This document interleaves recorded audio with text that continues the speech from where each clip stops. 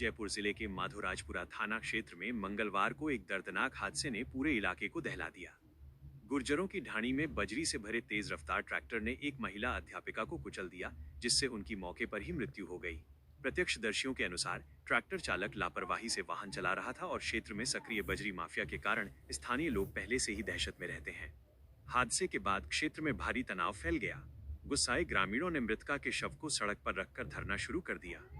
ग्रामीणों का आरोप है कि प्रशासन अवैध बजरी खनन और माफियाओं पर प्रभावी कार्रवाई नहीं करता, जिसके चलते आए दिन हादसे और विवाद सामने आते रहते हैं। मौके पर पुलिस और प्रशासनिक अधिकारी पहुंचे और लोगों को समझाने का प्रयास किया, लेकिन ग्रामीण सख्त कार्रवाई की मांग पर अड़े रहे। प्रदर्शनकारियों का कहना है कि जब तक बजरी माफियाओं के खिलाफ ठोस कदम नहीं उठाए जाते और दोषी चालक को कठोर सजा नहीं मिलती, तब तक आंदोलन जारी रहेगा। इस घटना ने सड़क सुरक्षा, अवैध खनन और कानून व्यवस्था पर गंभीर सवाल खड़े कर दिए हैं।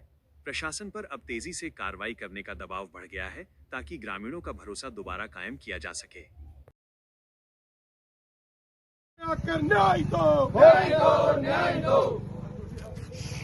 जैसा कि आप सभी को विदित है, आज सवेरे इस घटना की जिस किसी को भी सूचना मिली, जिस किसी तरीके से भी सूचना मिली, पूरे माधोराजपुरा और 400 विधानसभा क्षेत्र के अंदर शोक की लहर हर गांव ढाणी के अंदर, हर व्यक्ति के मन के अंदर है।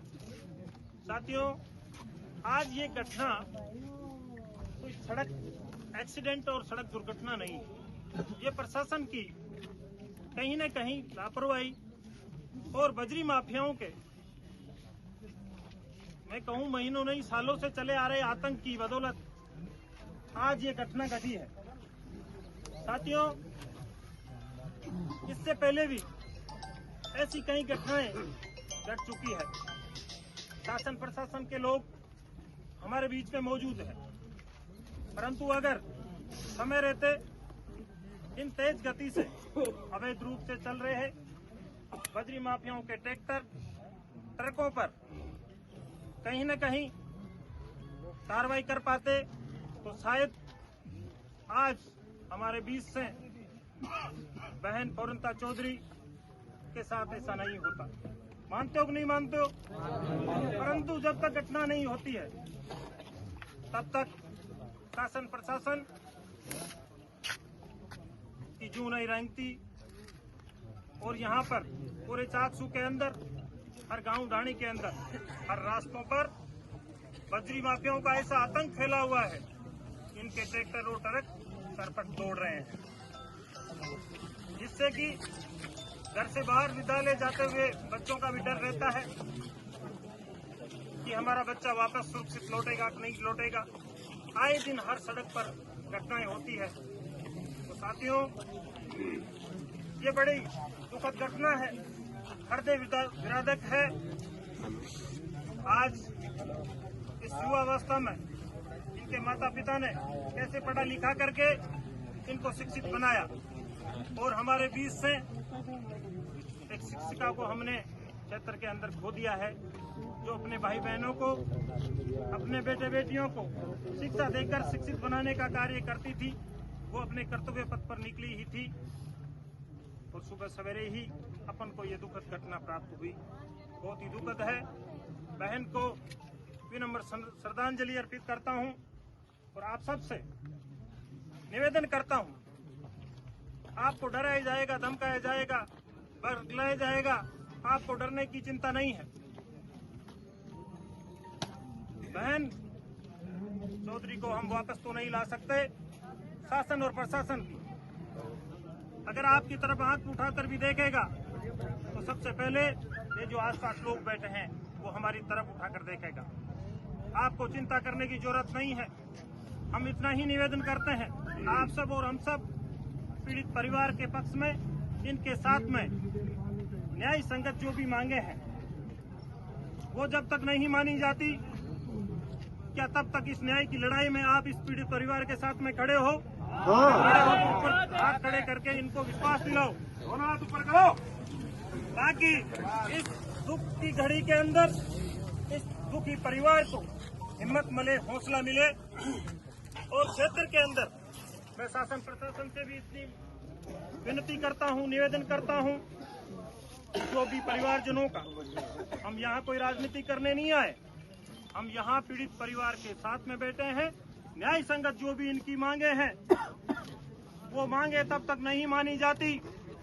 जिन जिन ने अपराध किया है, जिन जिन तक मेरी आवाज पहुंच रही है, उन भाइयों बहनों से, किसान जवानों से निवेदन करता हूं कि इस दुख की घड़ी के अंदर इस पीड़ित परिवार के साथ बैठने का समय, जब तक न्याय संगत जो भी मांगे, जो भी मांग पत्र स्थानीय गांव के पंच पटेलों ने, क्षेत्र के प्रबुद्ध जनों ने प्रशासन को दी है, उन पर क्या सहमति बनती है, क्षेत्र के पंच पटेल परिवार के लोग और प्रशासन के बीच सहमति बनती है, तब तक हिम्मत और हौसले से इस परिवार के साथ में यहाँ पर अपन को टिक कर बैठे रहना है। जो भी मांगे मानी जाती है, सहमति बनती है, तो यहाँ से हम अपना धरना हटा लें। जो भी परिवार की मांगे होगी, हम परिवार के साथ हैं। कसम है अपने अपने इस देव की, अगर इस घटना में अगर किसी ने राजनीतिक रूप देने की कोशिश की तो उसको सौगंध लगेगी उसके इष्ट देव। आज और निवेदन है कि उन बजरी माफियाओं पर रात को कौन गश्त में था, कौन ड्यूटी पे था, ट्रैक्टर चल रहा था, अवैध था, वैध था, इस बात की जानकारी आप सबके बीच में होनी चाहिए, क्योंकि अवैध रूप से चलते हुए वाहन तेज गति से चलते हैं। इसी के परिणाम स्वरूप आज ये घटना घटी। साथियों, आज पूर्णतः चौथी हमारे बीच से गई है। इन बजरी माफियाओं के आतंक से, तेज दौड़ते वाहनों से, कल किसी और बहन की भी और किसी भाई की भी ऐसी घटना की पुनरावृत्ति साक्षी और मातृभाषा में नहीं होनी चाहिए।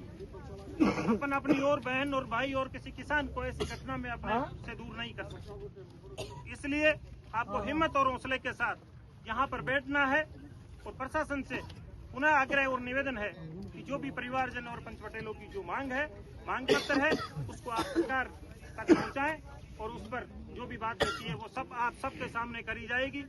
परिवार जब तक सहमत नहीं होगा, अपन सब यहाँ बैठे हैं और इस पीड़ित परिवार को न्याय मिलना चाहिए। कोई ताली नहीं बजाएगा, अन्यत्र कोई नारेबाजी नहीं करेगा, आप शांति से यहाँ बैठे रहिए। और क्षेत्र में किसी भी व्यक्ति को कोई डरने की जरूरत नहीं है। प्रशासन का काम होता है, इनका भी देय है, इनमें भी किसान परिवार से अपने साथी होते हैं। साथियों, इनका काम ये कर रहे हैं, आपको अपना काम करना है।